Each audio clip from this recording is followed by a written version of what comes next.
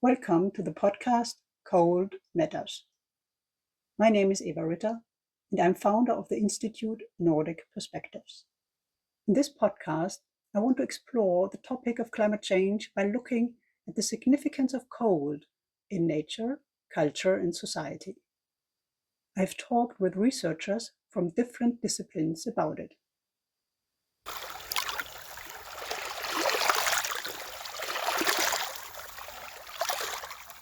In this episode, I talked to Hermanni Kartukallio, microbiologist and principal scientist at the Finnish Environmental Institute in Helsinki, Finland.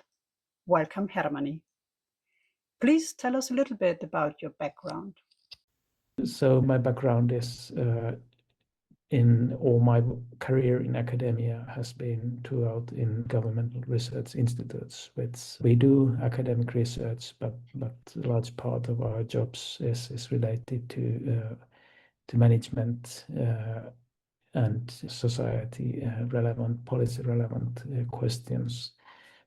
And that makes it easier to relate to some of the societal issues, I believe. During my career, I've been particularly involved in Arctic marine protection, mostly in the ecosystem approach to management, thinking that what are the best ways to manage Arctic marine ecosystems in a way that the ecosystem integrity and ecosystem functions can be compatible with the human uses and the ongoing change or large-scale change. Currently, I'm working in the Finnish Environment Institute in Helsinki, Finland. My current role is group manager. I'm managing a group of 12 people, all scientists working on different aspects of Arctic and Baltic Sea marine research. And my current job is principal scientist or leading research scientist. Thank you very much for that.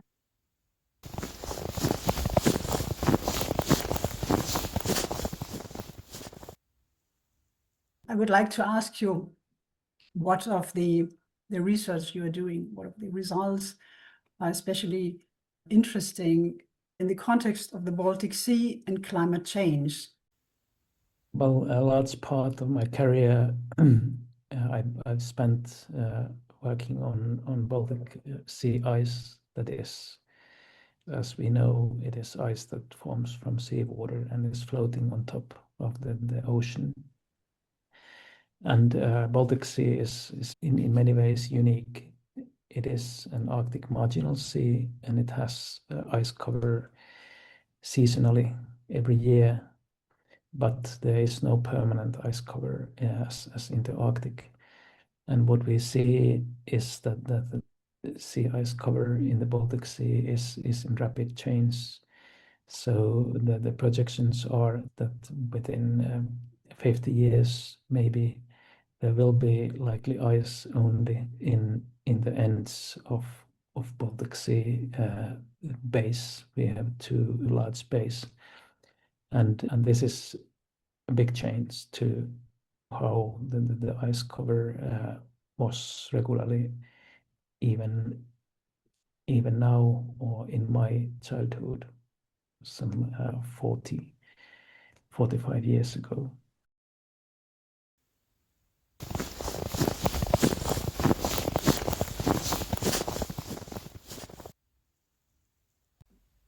What are the consequences of this for nature and society?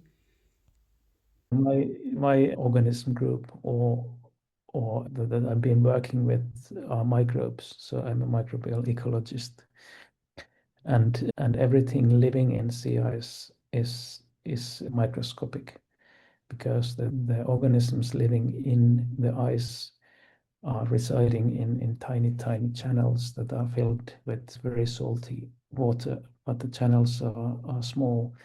They are less than 0.5 millimeter by diameter. Everything needs to fit in there, but it's very active. There are algae growing and staining the ice green in spring, and then other organisms living on this production, like as in terrestrial ecosystems, you have the plants are growing and other organisms are depending on plants. So we have this specific ecosystem in ice.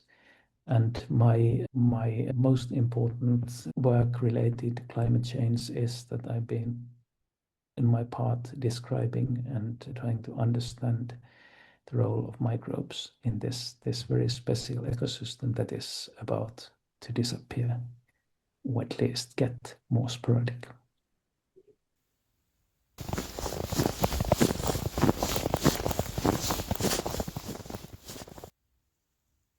This is really very small and it's not very known to people. I think it's more usual that we know some of the big animals and we can even relate to ice because it's visible.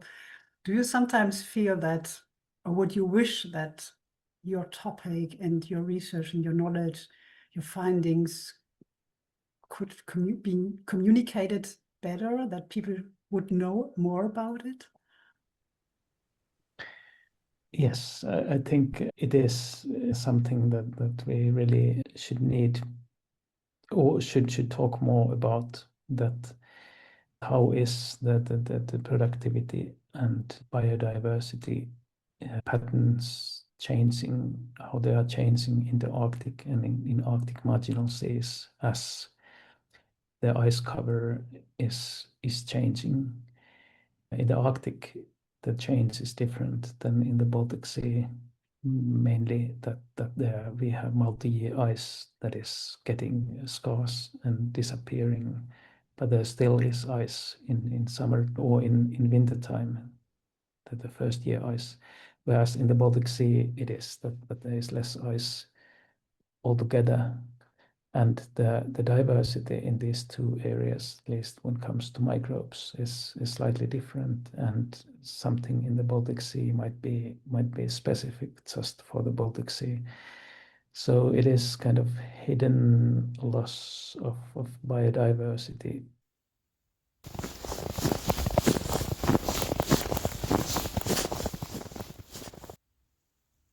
The function that biodiversity entails is that concerns me, that whether we are able to capture and that what is the role of the biodiversity, what is the composition of the diversity before it's too late and it's gone before we even knew that what was there. Normally we hear that like from the rainforest, there's so much we don't know, we haven't investigated it, and now you're talking about the Baltic Sea, and it's like we are working on the big things, and it's the small things that matter, the small things that make the difference, and we don't even understand them yet because we haven't had the time to investigate or to study them. Yes, I think strong message. it is that microbes aren't the most charismatic of organisms, because you can, or people can mostly relate to them only on kind of conceptual level, that they are tiny, they are very ubique, they're everywhere, and there's a huge biomass and huge numbers in them. So it is that maybe half of the respiration, that is that how the ocean is breathing carbon dioxide, is done by microbes, and by biomass they are the larger groups. So there are more bacteria than there are far more bacterial biomass in the sea than there are whales or fish. And that's just that it's all going on under our radar, because we as large animals aren't attuned to microbes. But nevertheless, they are running the cycles of life on the planet. They are recycling the nutrients. They are breathing the carbon back to the atmosphere. And it's kind of the nature's own circular economy is kind of running on microbial world. And there we have the biodiversity intersecting with with the large-scale processes that if we have very specific functions of microbes, say there is a microbe that can produce a certain type of organic molecule that is emitted to atmosphere and forms clouds, or there are microbes that can produce methane or nitrous oxide that are atmospheric, or greenhouse gases. So if we have very specific functions that are tied to a certain group of microbes that is living in specific environment like sea ice, and we lost that because the climate warming, then we may have different functions, a different state of the ecosystem, replacing that we have now and have had for a long time, but we don't know how the future will be. Of course, this may sound abstract, but the direct consequences to society as a whole are kind of convoluted, or the parts are long, but still it is part of the natural ecosystem we live in and we share, and also for the future it is that we need to know or try to understand what the totality of the change is in relation to climate warming.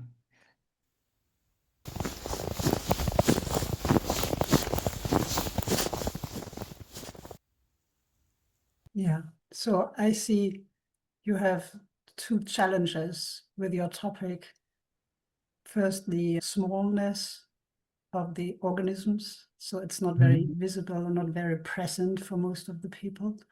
And it's also difficult to come with a clear message of consequence because you can't tell it. We don't know what happens if that link is missing or that microorganism is missing, right?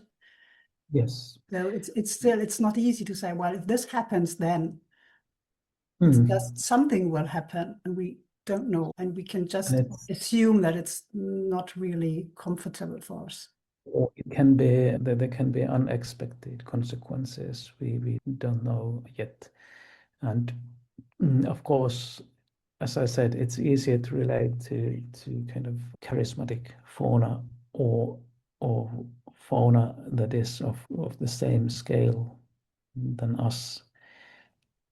We feel sad because of polar bears having hard time with no ice, or having to reside on land because the ice isn't reliable anymore.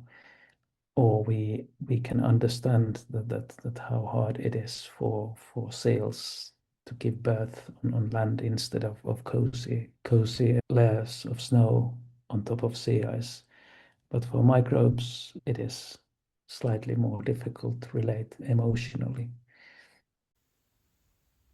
So I would think that the emotional relationship can be understood as relation to the overall planet. It's kind of the inner workings of the world we live with and live in, and trying to kind of keep these processes healthy is the relation I think might be meaningful. Yeah, that's right. We have to work on the relations. Everything is about relationships. Yeah. Yes, I agree.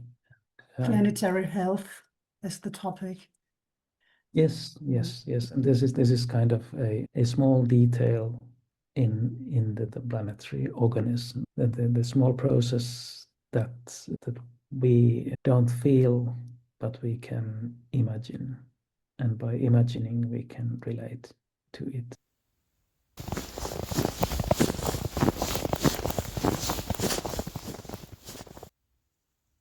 So would you have a wish how, yeah, something Yes, that could be changed by individuals or policymakers? I think my wish this is not kind of directly related to natural science. It's more kind of wish to decision makers and parties and us all that climate change is a reality.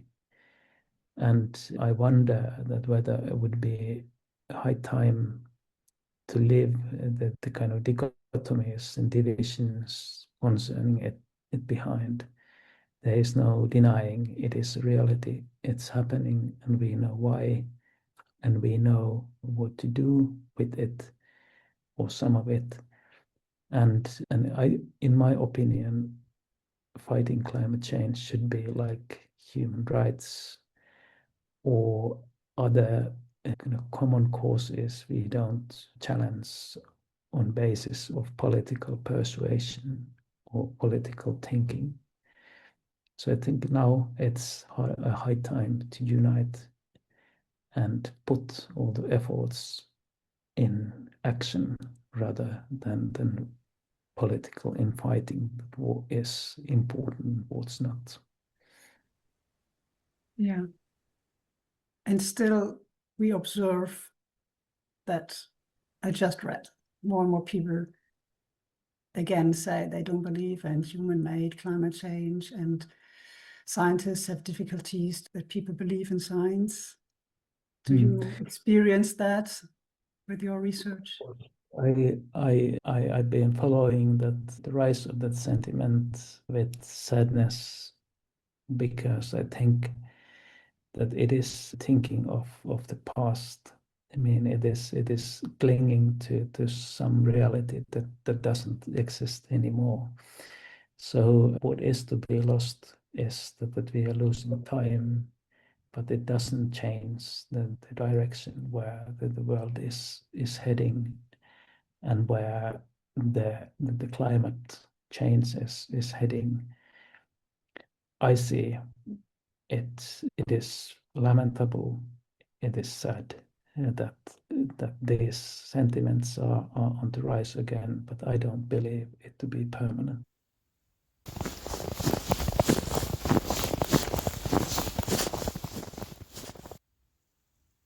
Thank you for sharing your thoughts.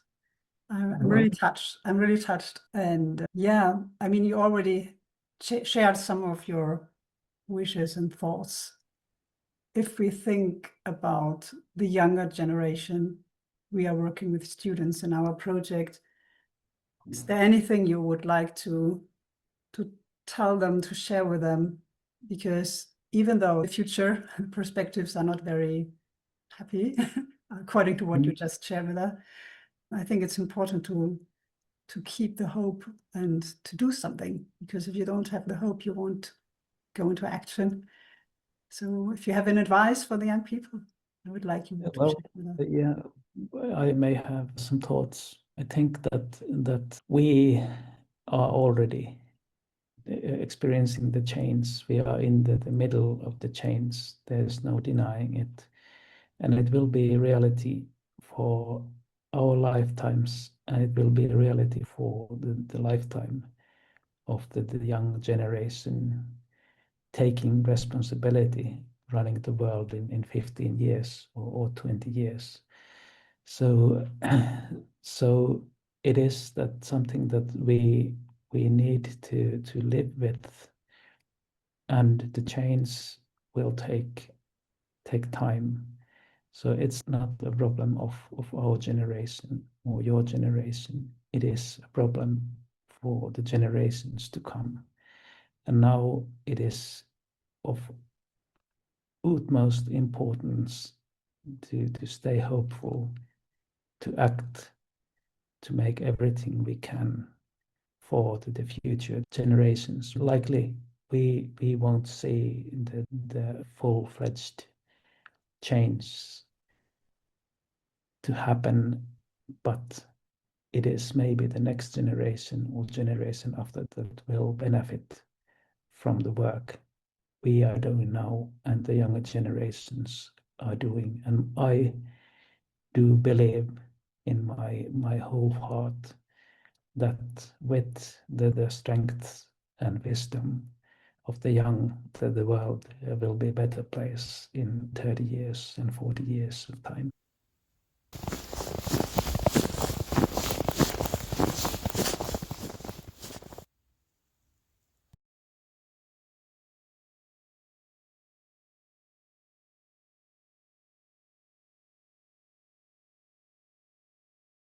Thank you, Melanie. Believe in that. And do you think we also have to change our attitudes about what we need to be happy? So maybe the basis for what makes us happy, what we need, and that has to be changed, because we can't continue the way we did. At least, I mean, I know there are different parts of society and cultures, but if we talk about our European Western culture, we have used too much. So maybe we should learn that it's okay, it should be right and make us happy to use less. Isn't that an important topic as well? Yes, I agree completely. I think it is maybe important to think that what are the things that are really important to me, and what makes me truly happy, and what is that I need most. And if it feels that what I need is to get new things, or travel to new places, or use the resources to something that is not absolutely necessary or not so necessary, then maybe it's time to think that the priorities, and whether they can be changed, and who is kind of driving your desires. Is it the advertising? Is it your communities around you? Or is it social media, possibly? Or models you inherited from home? And maybe we all have these influences. And these are, I think and believe, that the list of these things is something that is holding us back from changing the ways, and seeing a different future. At the same time, I reckon it is very difficult, because that's the society around us is wired. But perhaps the change begins from small things, that then buying a new clothes, a piece of clothing, you think that whether you need this now, or a little bit later, or you plan traveling to somewhere, you can think that how to spend the holiday somewhere nice, closer in the nature. It's just I think it's simple things that anyone can do.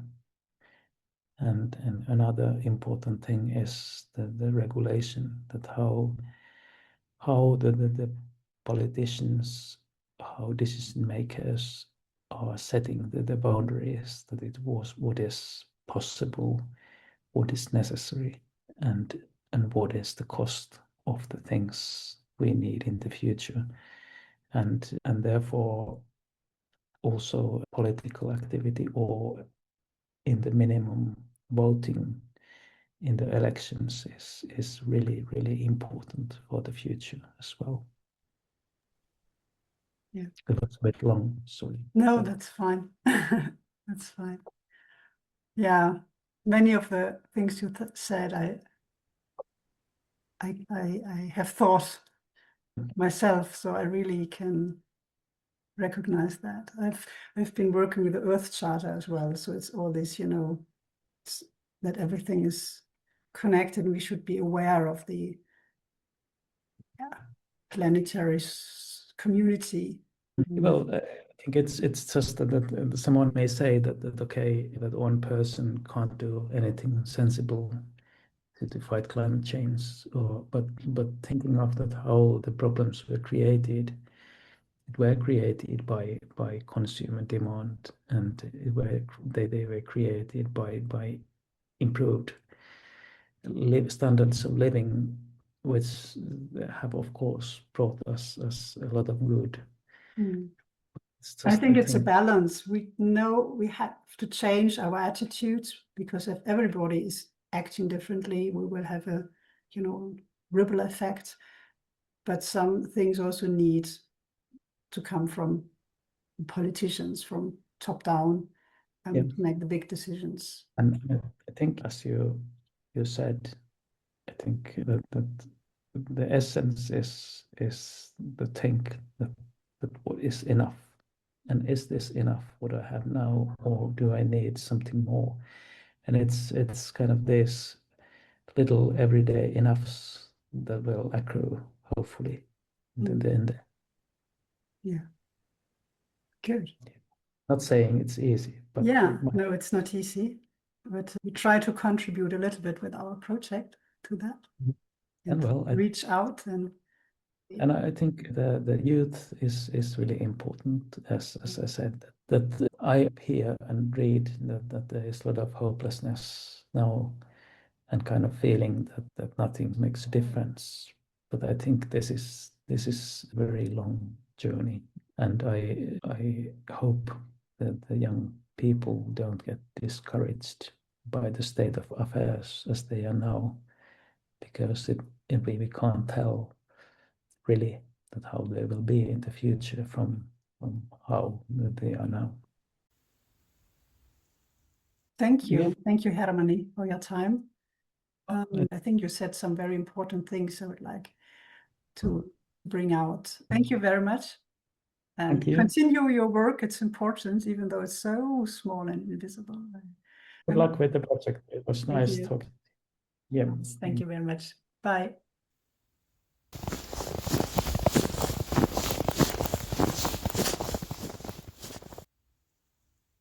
This podcast is part of the Cold Matters project, which was financially supported by the Nordic Culture Point of the Nordic Council of Ministers. The Cold Matters project was carried out in cooperation with the Baltic-Sea-Project.